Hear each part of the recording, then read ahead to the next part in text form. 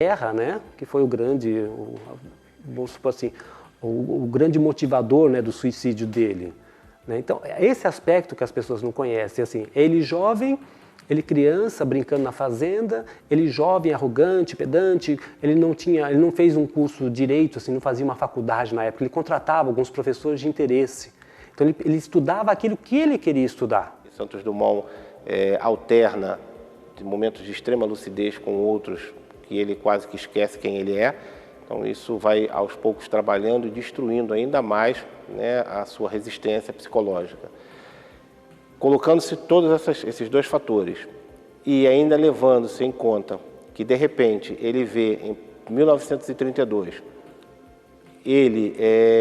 o seu invento, o avião, sendo usado como uma arma de guerra, né, que ele havia condenado no início da década de 20, a utilização, sendo usado como uma arma de guerra para matar brasileiros numa guerra civil, que é a Revolução de 32, quando ele vê aviões legalistas do governo Getúlio Vargas sobrevoando a cidade para ir fazer o bombardeamento de um navio que se encontrava no porto, um navio constitucionalista.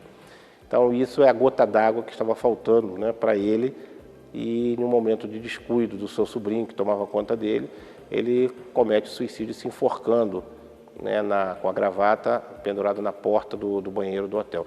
É interessante que ele só conseguiu fazer isso graças ao tamanho e à leveza do corpo dele, né, se enforcar com uma gravata em uma porta de um banheiro.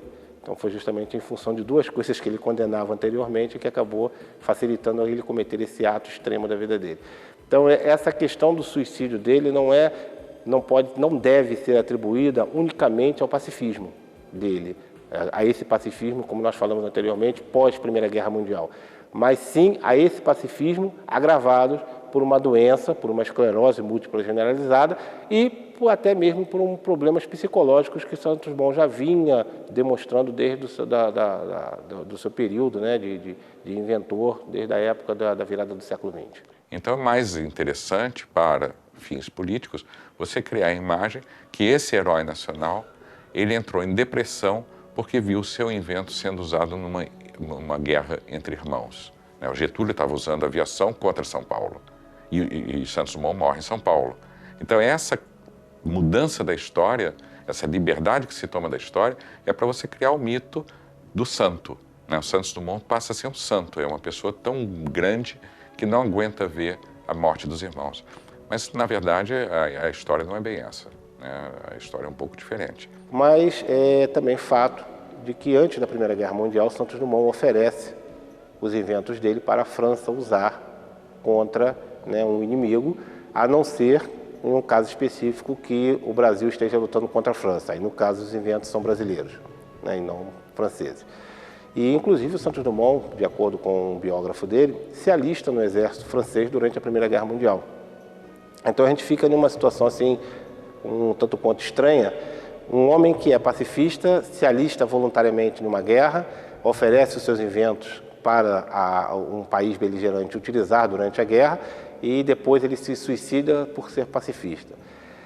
Então fica uma questão realmente um tanto quanto complicada.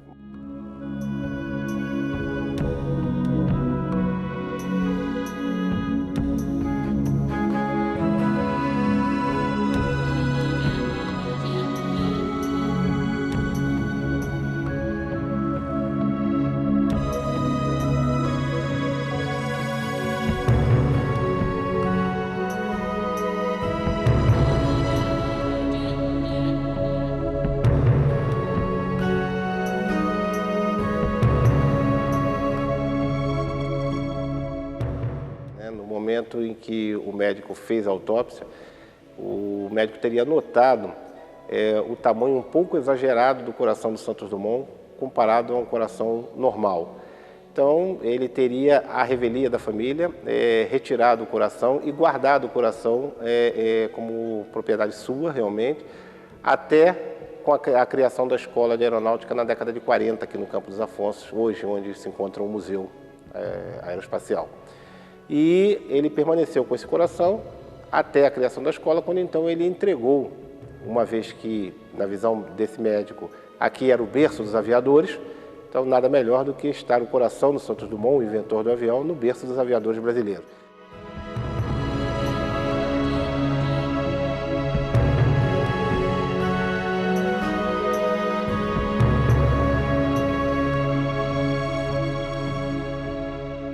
Por causa da história das relações políticas do mundo no final do século XX e principalmente início do século XXI, com o 11 de setembro, com a polarização, repolarização forte do mundo, eu acho que vários países vão estar reconhecendo Santos Dumont como um inventor da aviação, porque há uma posição atualmente de certo receio, de certa desconfiança com respeito à grande propaganda americana.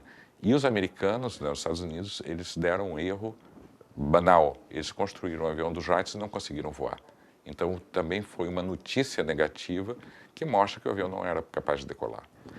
No Brasil, eu veria como importante, sem dúvida, a reconstrução, na verdade, a construção de réplicas, né? Tem uma réplica que foi construída pelo pessoal de Caldas Novas, que é o Alan Calassa, é uma réplica voadora. Ele ainda não realizou os testes de voo com a réplica definitiva, ele realizou com protótipo. É uma aventura difícil, porque eu ia colocar o avião no ar, não é que ele não voe, mas é difícil de pilotar. Isso eu acho que é um ponto que seria interessante para o Brasil, ter uma réplica capaz de voar, mas seria também, e igualmente importante, você ter réplicas que não necessariamente voem, mas réplicas feitas com um nível de fidelidade muito grande para mostrar a perfeição de um projeto. O projeto 14 bis é um projeto que não dá ponto em pingo d'água. Cada parte do projeto foi pensado, projetado, executado com muito cuidado e instalado na posição. Não tem nada supérfluo no avião. É impressionante isso. E o avião não sobrou. O avião se destruiu em 1907 e Santos Dumont estava na correria, não manteve o avião, pegou partes do avião para os próximos projetos. Então, obviamente que a Europa considerava ele muito mais do que aqui no Brasil. Ele só veio para cá depois de consagrado, vamos dizer assim. Então, o Brasil só aceitou, só reconheceu mesmo o Santos Dumont. Quando eu falo Brasil, é a massa, né, a grande população. Só reconheceu o Santos Dumont depois do grande feito.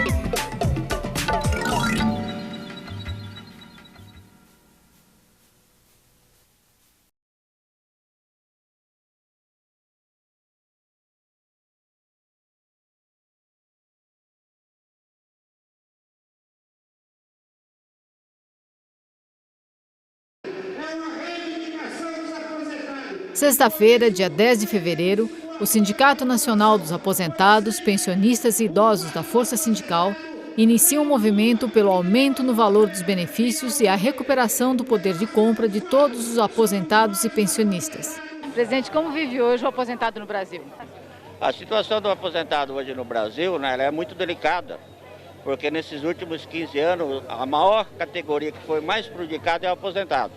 Então, desde 91, que foi desvinculado os aumentos do salário mínimo para o restante, né, de quem ganha acima, e ali então teve um grande achatamento em todos os benefícios. Então, cada ano que passa, nós temos quase 1 milhão